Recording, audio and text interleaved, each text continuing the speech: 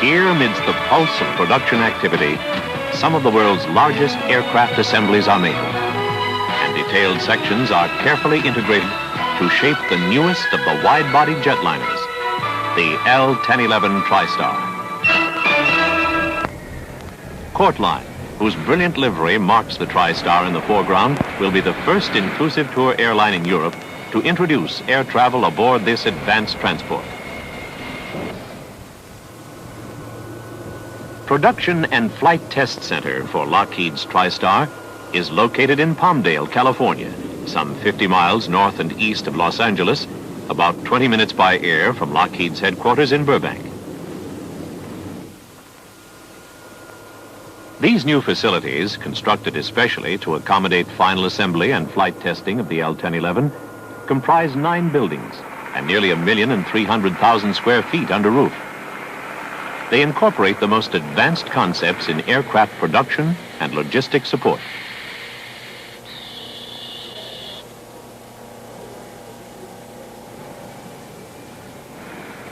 The main assembly building affords more than 868,000 square feet of working space, large enough for production of future transports, twice the size of the TriStar. Long before aircraft production began, years of research, testing, and evaluation were translated into today's final TriStar design. 66 different configurations were considered, and over 20,000 hours of testing in 7 different wind tunnels, both low and high speed, helped to establish the most efficient aerodynamic configuration.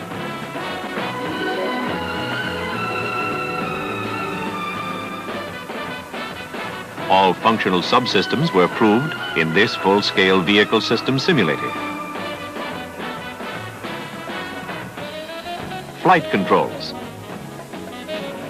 hydraulic and electrical systems, avionics, and the landing gear system.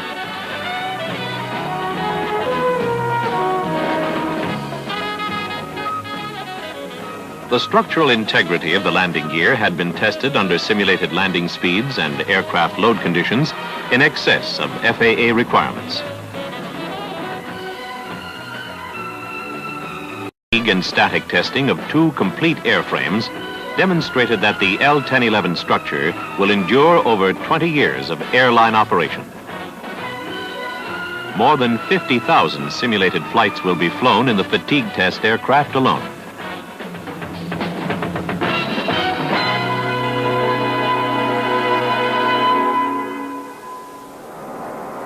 An extensive flight test program involving 5 different aircraft conducted over a span of 18 months, amassed more hours of flight test performance. Literally millions of data points were analyzed.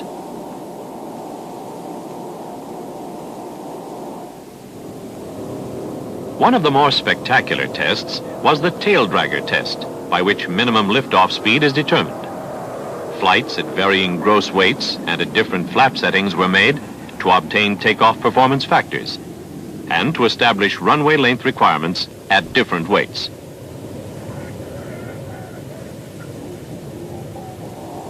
During the flutter test program, the aircraft equipped with flutter vanes on the wingtips was deliberately subjected to bending and torsion loads at various altitudes and at maximum speeds to determine how quickly the airframe dampens out oscillations. The findings showed good structural dampening characteristics.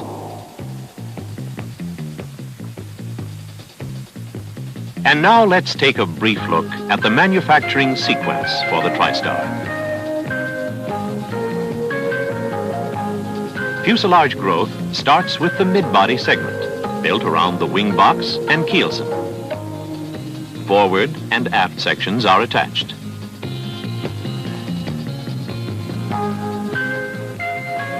Followed by the flight station. Installation of interior components and functional systems begin once the afterbody is added.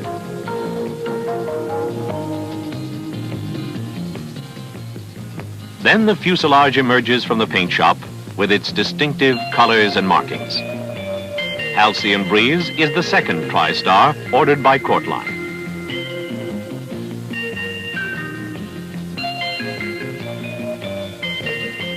After mating the fuselage to the wings, the empennage is attached, as well as the main and nose landing gear. One of the last major production steps is installing the 3 Rolls-Royce RB-211 engines, 2 wing-mounted and 1 in the aft fuselage. Installation of interior trim, side and ceiling panels, carpeting, passenger seats, and functional systems is then completed.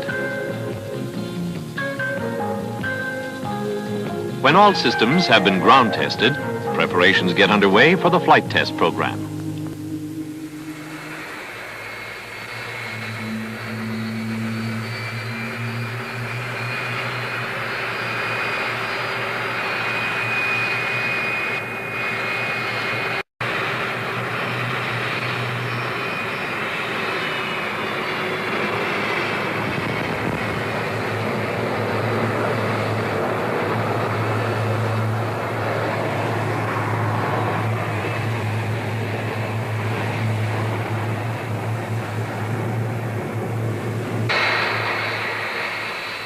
The first TriStar for Courtline, dubbed Halcyon Days, took to the air for the very first time on January 28, 1973.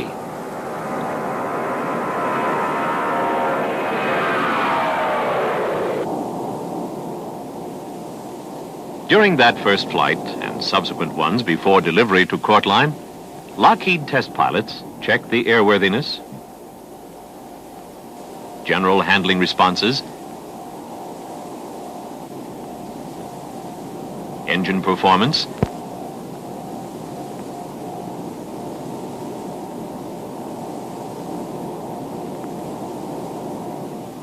and made certain that all systems functioned in optimum readiness.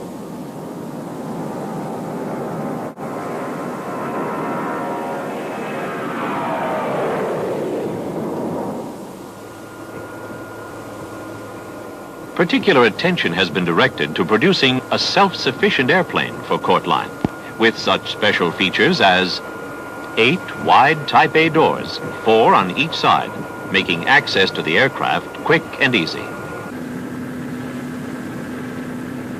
3 self-powered conveyor belt type cargo loaders to expedite baggage handling.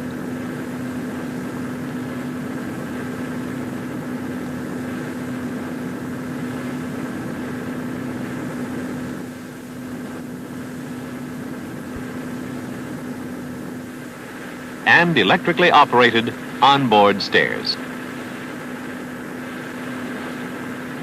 They are stowed in the center cargo compartment, quickly unfold and move into position for passenger embarking or deplaning, thus eliminating the need for any ground support equipment.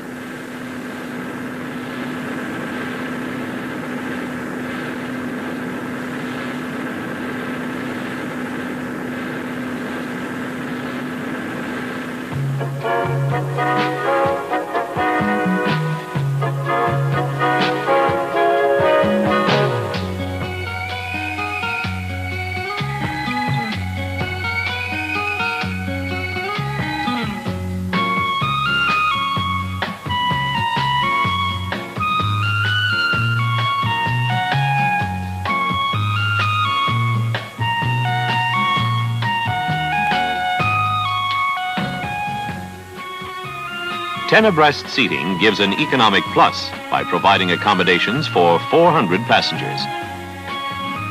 The cabin, nearly 20 feet wide, is 60% wider than Courtline's present jets.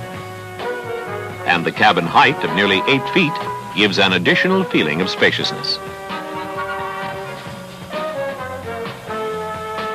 The flight station provides a panoramic view and comfortable working space for the crew, with controls and instruments at carefully selected locations.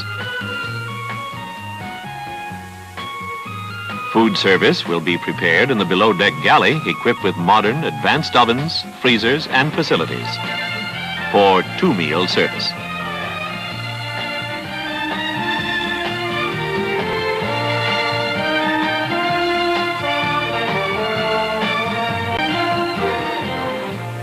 A wider selection of duty-free goods will be available for purchase aboard the TriStar. And the trolleys can be replenished from a storage area in the below-deck galley, which is connected to the main cabin by 2 electric lifts.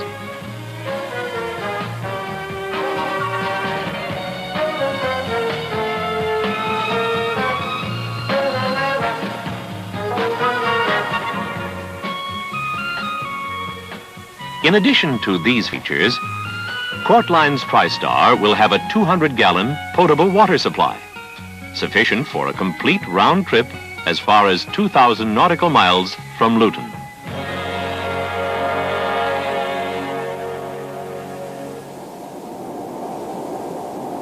The impressively quiet performance of the TriStar's RB-211 Rolls-Royce engines, each producing 42,000 pounds of thrust, will allow quieter movements from Luton Airport, a unique tribute in itself.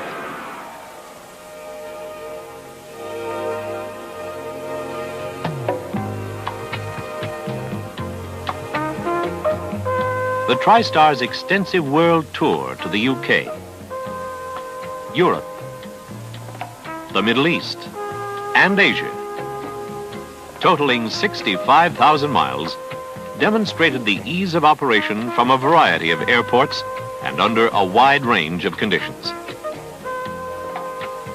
These flights put the L-1011 to a good test for Court Line airline service, scheduled to begin in April this year.